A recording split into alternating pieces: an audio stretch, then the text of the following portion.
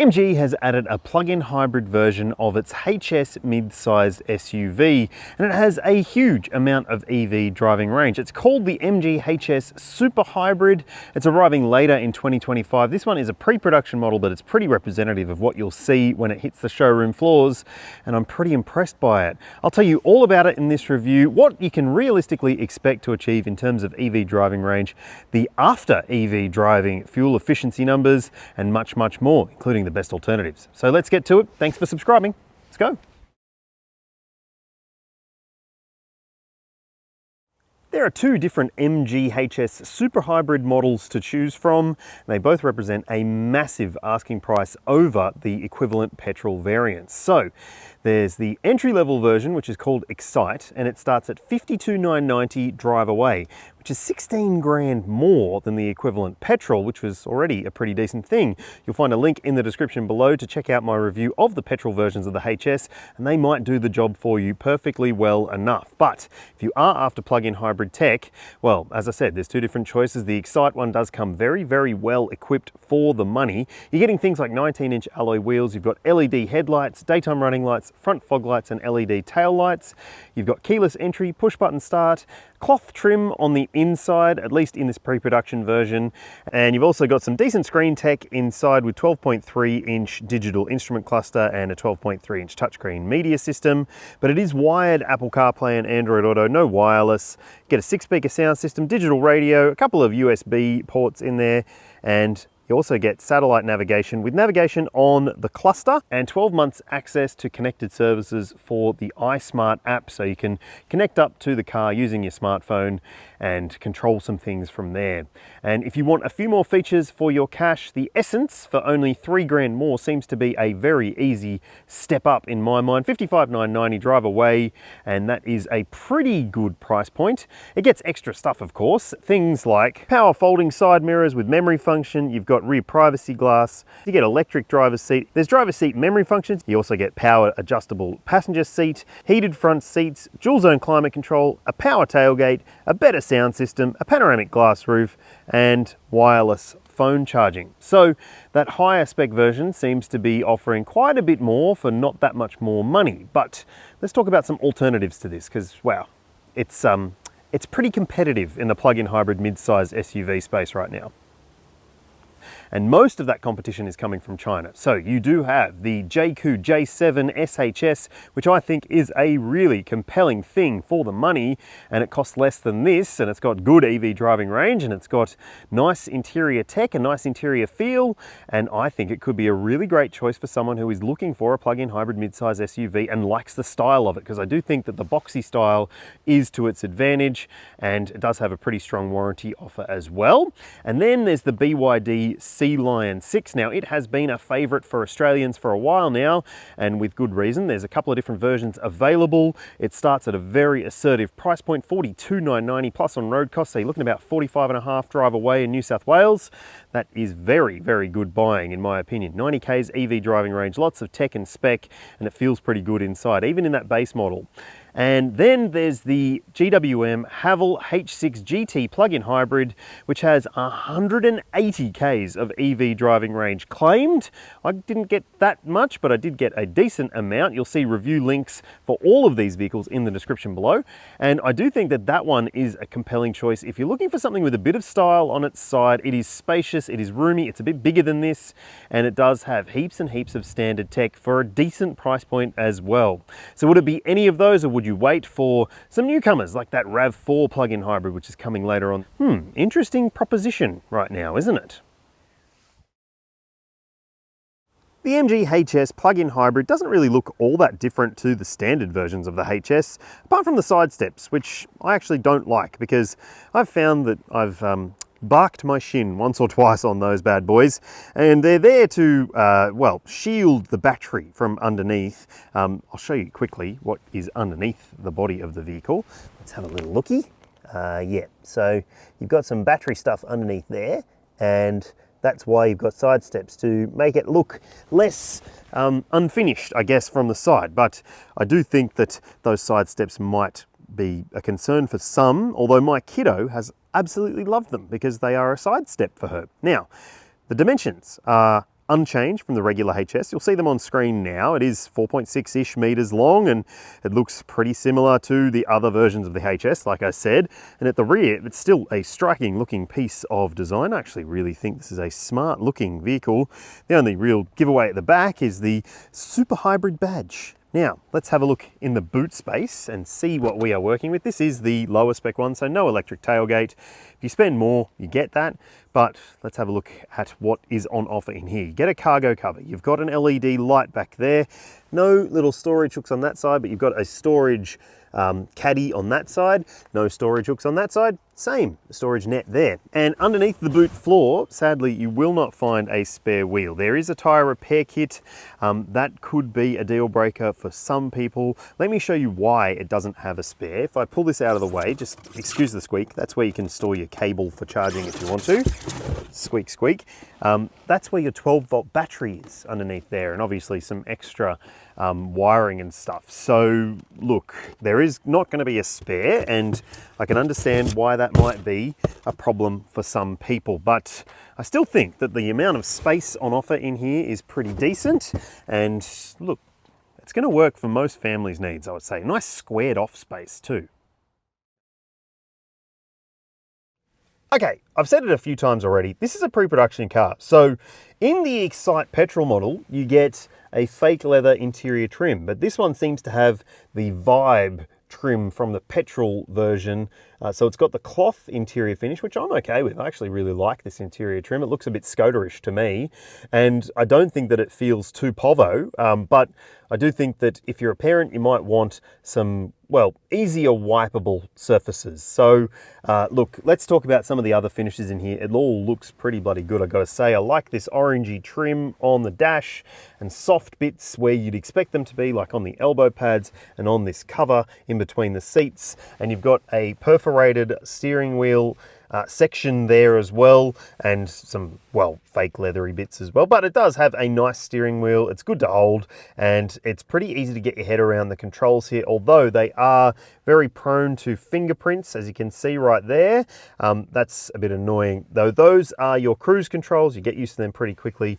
You've got some volume and menu controls there, so you can jump through different menus on the screen by pressing that button on the steering wheel, and you've also got a view of your sat-nav. So there you go. You can see we've got a sat-nav view there if you want that. So that's pretty neat, I've got to say. And this screen is pretty easy to get your head around. And then you've got this screen over here, which is your control center for pretty much everything in the car. You've got Apple CarPlay and Android Auto. You have to use a cable to connect to it, which is a bit annoying.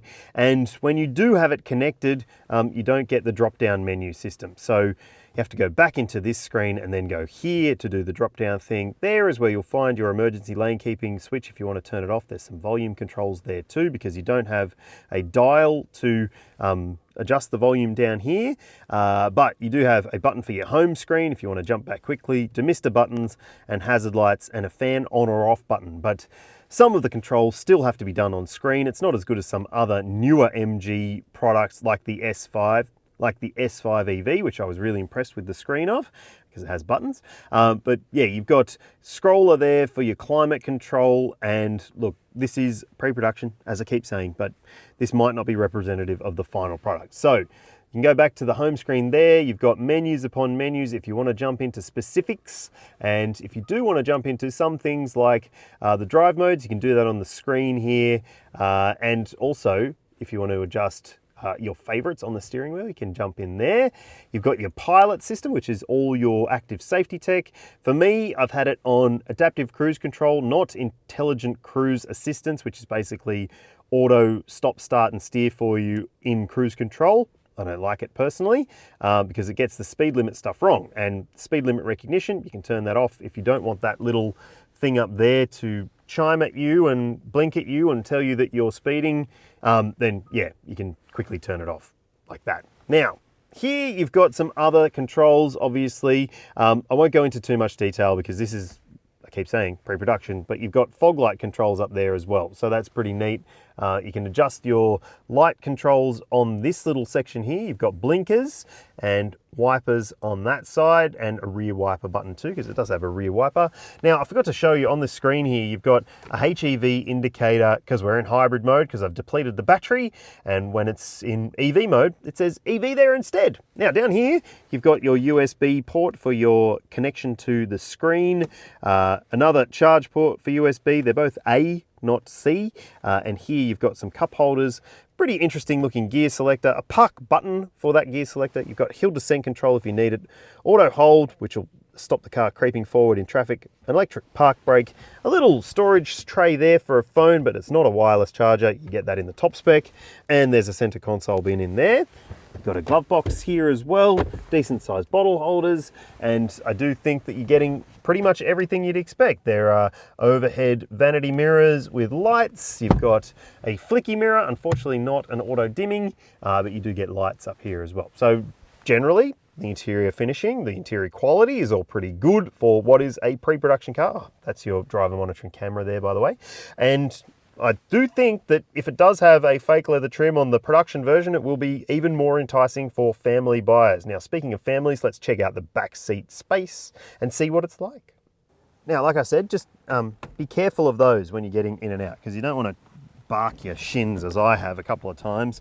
Now, let me zoom out here and show you. This is the sort of space I've got as a 6-foot adult behind my own driving position, and there's heaps, lots and lots of legroom, lots and lots of foot wiggle room, and a huge amount of headroom for a mid-sized SUV as well. It's actually pretty roomy in here. You'll be able to fit your tall teens without too much trouble. You've got grab handles up here. There are lights up there too. And down here, you'll find that you've got some map pockets, some bottle holders. You've got directional air vents as well. Down there, there's also a USB port, although you can't see it because it's very dark. And look, the space in here is very impressive. You've got ISOFIX points in the window seats, 3 top tethers, a flip down armrest with cup holders that have never even been used.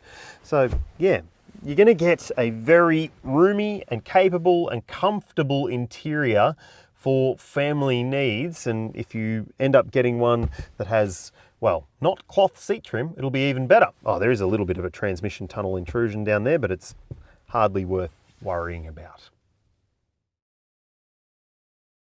Under the bonnet of the MG HS Super Hybrid is a 1.5 litre turbo petrol engine, which combines with an electric motor by way of a very clever transmission that allows it to drive in either EV mode or hybrid mode, and it's got a good amount of power and torque for a mid-sized SUV like this. It is exclusively front-wheel drive. There is no all-wheel drive version, at least not initially. I don't think there will be either, but it does have a pretty decent towing capacity, 750 kilos unbraked and 1500 kilos braked capacity, which is better than some of the others out there. All right, let's talk about range and charging stuff. The MG HS Super Hybrid has a 24.7 kilowatt hour LFP battery pack. It's underneath the body of the vehicle, as I showed you, rather than under the boot floor, as is the case in some other models. And it does have a decent amount of EV driving range, 120 Ks WLTP, 135 NEDC, but I'll tell you what I achieved in a few sections time. Now, let's have a look at the fuel filler cap, which is on this side. So petrol on that side, and yep, 95 RON, premium unleaded required for your petrol tank. And on the other side is where you'll find your charge port. So here you'll have a AC only charge port, and you'll see the maximum charge rate on your screen for it, and also how long it should take to recharge that battery at the maximum rate. So I mean, it's not as road trip ready as some of the others out there, which do have DC charging capability from their plug-in hybrid systems, but it does have a very, very long claimed combined driving range. So if you run out of battery and then you're using petrol, it's going to get a whole heap of Ks before you need to refill, either with electrons or with petrolons. All right, let's go for a drive and see what it's like. All right, so what's it like to drive? Well, it is different to the regular HS, which I really, really liked. Obviously, there's the powertrain differences, but there's also some differences to the way that it behaves over bumps and lumps. It is quite a firm SUV. If you don't like firm riding cars, you probably won't like this one because it does sort of feel a lot of the surface underneath the tires. It's got extra body strengthening because of the battery pack and does feel pretty taut and pretty tight over bumps. So yeah, that might be a consideration for you if you live where the roads are bumpy, but for me, I've found it to be, well, not super uncomfortable, but not as comfortable as the regular HS. And in terms of the other driving manners of this car, well, I think that it steers perfectly suitably for a mid-sized SUV. It's not exactly a thrill machine, but it's hardly disappointing in terms of the drive experience through corners and so forth. It's a bit slow to react and stuff, but it's agile enough and I guess feels pretty steerable, I guess you could say. Now, the other element obviously is this powertrain, which is a big difference compared to the standard HS, and it is, I have to say, bloody excellent. So there's a EV drive mode. If you want to drive fully electrically, you can do so.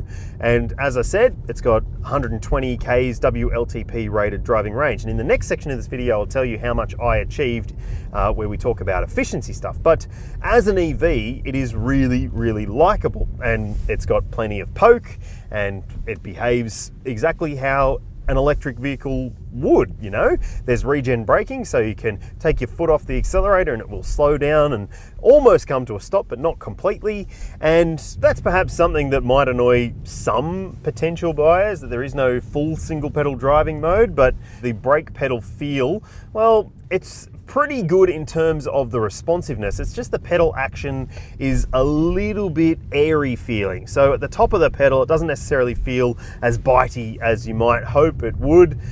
And that can be a little bit annoying, especially in stop-start traffic if you're not using your adaptive cruise control technology. So yeah, you might find that the brake pedal is the hardest thing to get used to about the drive experience of this car.